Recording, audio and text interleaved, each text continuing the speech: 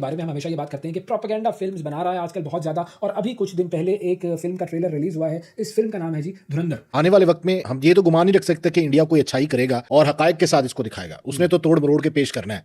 उसमें तो चौधरी असलम का किरदार भी उसने नेगेटिव डालना है, जैसे रहमान का डाला है, कितना जालिम उसे दिखाया है। वो के मनशियात फरोश और भत्ताखोरी और सारे मामला थे और वो पूरे कराची में थे। धुरंधर फिल्म देखकर पाकिस्तान के लोगों को जलन हो रही है। पाकिस्तान को देख लो। वहां की मीडिया में यह कहा जा रहा है कि पाकिस्तान का नाम लिए बिना भारत में कोई फिल्म ही नहीं बनती, ना चलती है। इंडिया की 5 ऑल टाइम हाईएस्ट ग्रॉसिंग फिल्मों में किसी का पाकिस्तान से कोई लेना देना नहीं था। जाके कोई बताए पड़ोसियों को। सबसे पहले स्टोरी के पॉइंट ऑफ व्यू से अगर बात कर ले, मैं अक्सर कहा करता हूं कि प्रोपेगेंडा मूवी जो है वो उसके अंदर बहुत ज़्यादा आगे जाके काम किया जाता है। एक मकसद होता है उसको कि उसमें झूठ और सच का शायद ख्याल नहीं रखा जाता। तो इस हवाले से मैं ये नहीं कहता कि पाकिस्तान के अंदर इंडिया के पॉइंट ऑफ व्यू से इंडिया के खिलाफ या इंडिया के हवाले से फिल्में नहीं बनती, यहाँ भी बनती हैं। लेकिन जितनी ऑब्सेस्ड बॉलीवुड की इंडस्ट्री है पाकिस्तान के हवाले से, उतना हमें तो मतलब देखना चाहिए कि हमारे किरदारों की वजह से, हमारे ऊपर कहानियां लिखने की वजह से उनकी फिल्में चलती हैं। तो इसके ऊपर वो खुश होते हैं। लड़ाई जंग में जो कुछ होता है वो सबके सामने है, लेकिन वो इतने ऑब्सेस्ड हैं इस हमारे किरदारों के, उनके अपने पास अब कुछ शायद बचा नहीं है कि इस वक्त धुरंधर जो है वो 3 दिन के अंदर 100 करोड़ कर चुकी है। जब आपको ये पता चले कि एक मूवी आई है और उस मूवी में ये दिखाया गया है कि इंडिया की इंटेलिजेंस एजेंसी रॉ कैसे अपने एजेंट्स पाकिस्तान अंडरवर्ल्ड भेजती है, वहां पर घुसाती है और फिर वो वहां पर रहकर अपना काम करते हैं, यानी अपने मिशन अंजाम देते हैं। और आपको ये भी पता चलेगा कि इस फिल्म के अंदर पाकिस्तान के कितने बड़े बड़े गैंगस्टर्स के रोल प्ले किए हैं इंडिया के कमाल के एक्टर्स ने। तो भला कौन होगा जो ये मूवी ना देखना चाहेगा? हम तो जरूर देखना चाहेंगे, लेकिन इससे पहले कि आप ये मूवी देखें, अगर आपने बिल्कुल शिकस्त के बाद कुछ घबरा से गए हैं ज्यादा, और इस मूवी में सारी स्टार कास्ट ले ली उन्होंने। संजय दत्त भी इसमें है, रणवीर भी इसी में है, अर्जुन रामपाल भी हैं, अक्षय खन्ना भी हैं। तो सभी इस मूवी में हैं और पाकिस्तान पे बेस करके इंडियन एजेंसी, पाकिस्तान की एजेंसी और पाकिस्तान के हालात वाकयात, पॉलिटिकल जमातें और ये सब कुछ इसके अंदर है। कॉन्टेक्ट से फुल है कि हर बंदा कहता है आपने तो 2022 में फिल्म बना दी है और आपने हीरो को हीरो की तरह दिखाया है और यहाँ पे उसकी एंट्री बिल्कुल एक विलन जैसी है। तो आपको कैसा फील हो रहा है? तो मैंने कहा ऑब्वियसली मुझे अच्छा नहीं लग रहा, क्योंकि मैंने तो एक हीरो को प्रोटेक्ट किया था कि वो रियल हमारा हीरो है। % यकीन हो गया है कि बॉलीवुड इंडस्ट्री पाकिस्तान का नाम लिए बगैर चल ही नहीं सकती। पाकिस्तान के खिलाफ प्रोपेगेंडा करके कोई फिल्म बनाकर पाकिस्तान को बुरा दिखाकर अपनी मासूम आवाम को बेवकूफ बनाकर वो पैसे कमाते हैं, और ये एक बार नहीं कई बार हो चुका है। और जब उनको लगता है कि हम इतने बड़े बड़े बजट की मूवीज बना चुके हैं, उसमें हम इतना पैसा लगा चुके हैं, उस बड़े शौक से देखने जाती है कि एक इंडिया का कोई सिपाही पाकिस्तान में घुसता है और पाकिस्तान में अपने सारे मकासद पूरे करने के बाद बड़े फख्र से सारे इदारों को चकमा देकर निकल जाता है। अच्छे फिल्म मेकर्स भी थे, अच्छा काम भी हुआ है माजी में, और वहां पर से अब ऐसा कंटेंट हमें देखने को मिल रहा है जिसको देखकर आई डोंट थिंक कि ये किसी बेहतर सिमत में अपनी इंडस्ट्री को लेकर जा रहे हैं।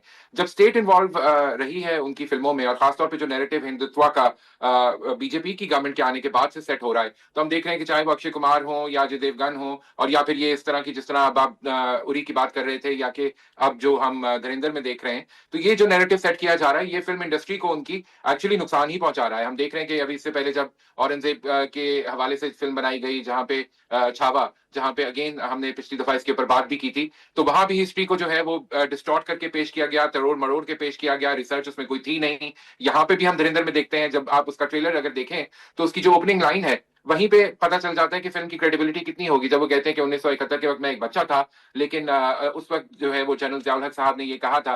तो फिर आपको समझ में आती है कि 1971 के वक्त जनरल ज़ियाउल हक साहब तो हुकूमत में नहीं थे। तो इसी से पता चल जाता है कि फिल्म मेकर्स के पास कोई हिस्टोरिकल कॉन्टेक्स्ट नहीं है। People are eagerly waiting to watch this film.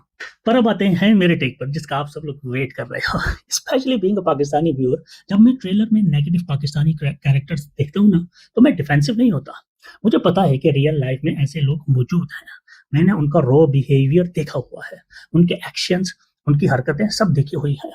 इसीलिए मेरा इशू रिप्रेजेंटेशन का नहीं है, मेरा इशू एक्यूरेसी का है। अगर एक कैरेक्टर नेगेटिव है तो उसका पोर्ट्रेल फैक्चुअल होना चाहिए। ड्रामे के लिए रियलिटी को डिस्टोर्ट करना या अननेसेसरी एग्जैजरेट करना, वो वीक स्टोरी टेलिंग की निशानी होती है। और बॉलीवुड की ज़्यादातर फिल्में आजकल एंटी पाकिस्तानी है, तो this is normal for me. मैं यहाँ किसी को सॉफ्ट कॉर्नर देने नहीं आया, मैं सिर्फ सच देखना चाहता हूँ। अगर फिल्म एग्जैजरेशन करेगी तो मैं उस पर स्ट्रॉन्ग क्रिटिसिज्म करूंगा, लेकिन अगर फिल्म ऑनेस्ट रहेगी, उस रियलिटी को रिस्पेक्ट करेगी, तो I will openly appreciate it, no matter what the subject is. The only demand is honesty in story telling. आ रहे हैं, संजय दत्त नजर आ रहे हैं, अक्षय खन्ना नजर आ रहे हैं, उसके बाद अर्जुन रामपाल की बात की जाए तो वो भी हम लोगों को दिखाई दे रहे हैं। पाकिस्तानी अवाम से हम लोग इस मूवी का रिव्यू लेंगे और इनसे पूछेंगे कि ट्रेलर देखते वक्त मूवी देखकर कैसा लगा और जो ट्रेलर था कितना धमाकेदार था। इस मूवी को देखने के बाद जो चीजें पाकिस्तान से रिलेटेड दिखाई गई हैं इसके अंदर, उसके बारे में क्या रिव्यू है, क्योंकि जो चीजें हमने सर्च की हैं अगर उसके बारे में हम बताएं तो ये देखा गया है क्योंकि चौधरी असलम एक बहुत बड़े एनकाउंटर स्पेशलिस्ट थे, लियारी के अंदर जो कुछ इन्होंने किया वो सब कुछ बताया गया है। और पता है ट्रेलर कैसा लगा? पाकिस्तानी कभी भी बुरानी महसूस करती कि कोई भी मूवी हो, इंडियन आप कोई भी मूवी उठा के देख लो, ज्यादा से ज्यादा पाकिस्तान का टच लाजमन देते हैं। क्यों? बस टीआरपी का मसला होता है भाई, मनी, और उस वजह से वो करते हैं। तो बट हमें कोई फर्क नहीं पड़ता, हमारी बला से जो मर्जी करें, जितने मर्जी को करते जाए, हमें कोई फर्क नहीं पड़ता। आपको पता है गदर मूवी वो भी पाकिस्तान पे, और भी काफी ऐसी मूवी इन्होंने बनाई है, लेकिन हमने गदर को भी इंजॉय किया, हमने उसके अलावा पुष्पा को भी, मतलब जितनी भी थी ऑलमोस्ट हम तकरीबन सारी पाकिस्तान के खिलाफ जितनी मूवीज बनती है ज्यादा शौक से देखते हैं, ज्यादा शौक से देखते हैं कि क्या क्या इन्होंने खाच मारी हुई है। अदा किए हैं। सबसे पहले स्टोरी के पॉइंट ऑफ व्यू से अगर बात कर ले, मैं अक्सर कहा करता हूं कि प्रोपेगेंडा मूवी जो है वो उसके अंदर बहुत ज़्यादा आगे जाके काम किया जाता है, एक मकसद होता है उसको कि उसमें झूठ और सच का शायद ख्याल नहीं रखा जाता। तो इस हवाले से मैं ये नहीं कहता कि पाकिस्तान के अंदर इंडिया के पॉइंट ऑफ व्यू से इंडिया के खिलाफ या इंडिया के हवाले से फिल्में नहीं बनती, यहाँ भी बनती है, लेकिन जितनी ऑब्सेस्ड बॉलीवुड की इंडस्ट्री है पाकिस्तान के हवाले से, उतना हमें तो मतलब देखना चाहिए कि हमारे किरदारों की वजह से, हमारे ऊपर कहानियाँ लिखने की वजह से उनकी फिल्में चलती हैं।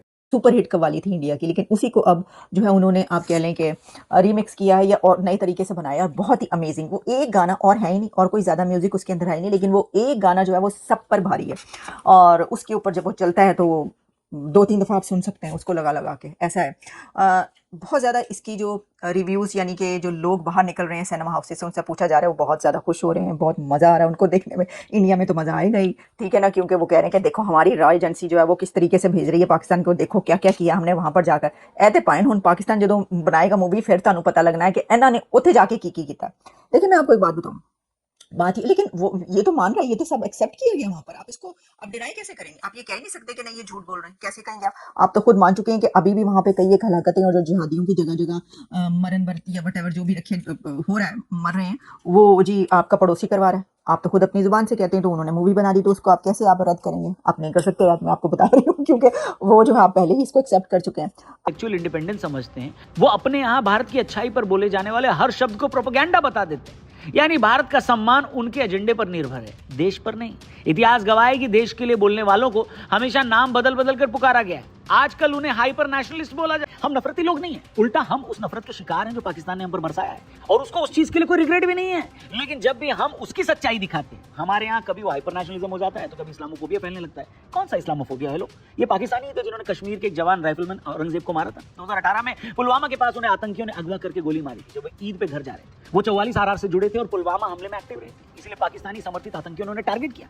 ऐसा ही उमर फयाज के साथ भी हुआ। देश के पहले कश्मीरी मुस्लिम अधिकारी लेफ्टिनेंट उमर फयाज को 9 मई 2017 को दक्षिण कश्मीर के कुलगाम जिले के शोपियां इलाके में उनके चचेरे भाई की शादी के दौरान आतंकियों ने अगवा कर लिया था। वे राजपूताना राइफल्स में तैनात थे, मात्र 22 साल के थे और दिसंबर 2016 में एनडीए से पास आउट होकर कमीशन हुए। छुट्टी पर बिना हथियार आए थे, 5-6 मास्कधारी आए, आतंकी घर में घुसे, दुल्हन के पास बैठे, उन्हें बाहर घसीट कर ले गए। आतंकियों ने उमर को चचेरे भाई के घर से रात करीब 10 बजे उठाया।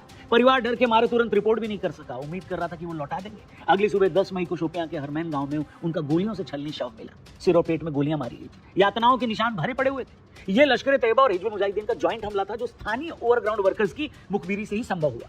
अब आप सोचिए कि कहां से इस्लामोफोबिक है लोग, उल्टा ऐसा बोलकर आप पाकिस्तान के एजेंडे को हवा देते हैं। वो तो चाहते ही कि हमारे यहाँ सोसाइटी बनती रहे। कम से कम इस्लामोफोबिया कहने से पहले उमर फयाज और राइफलमैन औरंगजेब। भारत में एजेंट्स की लाइफ पर बनी फिल्मों को लेकर आपका क्या रिएक्शन है और धुरंधर पर क्या है आपकी राय? अपनी राय कमेंट बॉक्स में जरूर बताएं। अगर आपको यह वीडियो पसंद आया हो तो लाइक करें, शेयर करें और चैनल को सब्सक्राइब करना ना भूलें। देखने के लिए धन्यवाद। जय हिंद।